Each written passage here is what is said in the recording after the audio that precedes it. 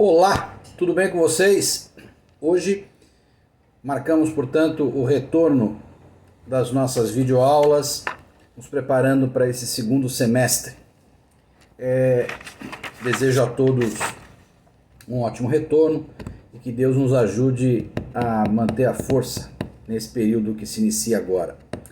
Apenas para lembrá-los, nós terminamos o primeiro semestre, falando justamente do começo do processo de execução por título extrajudicial contra devedor solvente, obrigação de pagar a quantia certa. Ou seja, a execução por excelência é aquela em que o credor busca a cobrança de uma dívida em dinheiro do seu executado inadimplente.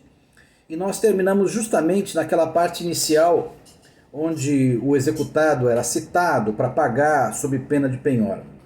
Nós nos ocuparemos agora exatamente de um longuíssimo capítulo que trata justamente do tema da penhora. E, portanto, nós vamos começar a partir do 831.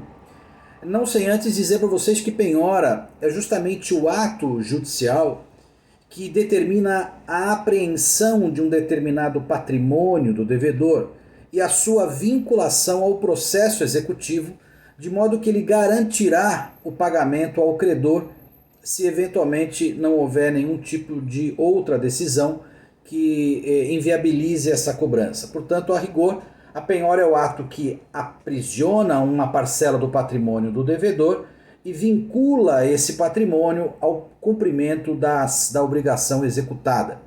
De modo que, a partir da penhora, aquele patrimônio se torna indisponível. Se não integralmente disponível, pelo menos a eventual disponibilidade desse bem, como nós já vimos no primeiro semestre, não atingirá pela ineficácia o próprio exequente, que já tinha nesse patrimônio a expectativa de ser pago. De modo que a penhora é esse ato importantíssimo, justamente porque ela dá vazão à grande função do processo de execução, que é a expropriação dos bens do executado.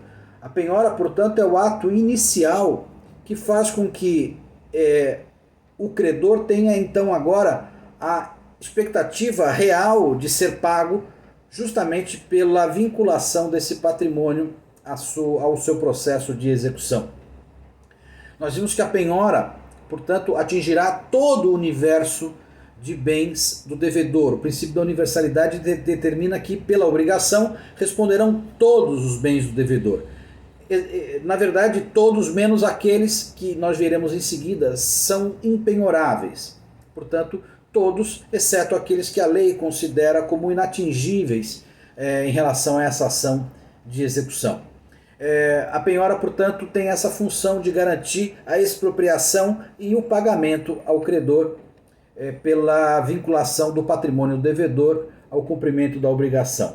Então, o 831 determina justamente esse princípio da universalidade, determinando que todos os bens do devedor são sujeitos à execução, não só do débito cobrado, mas também as consequências do ajuizamento da ação, como as custas, os honorários advocatícios, juros e correção monetária.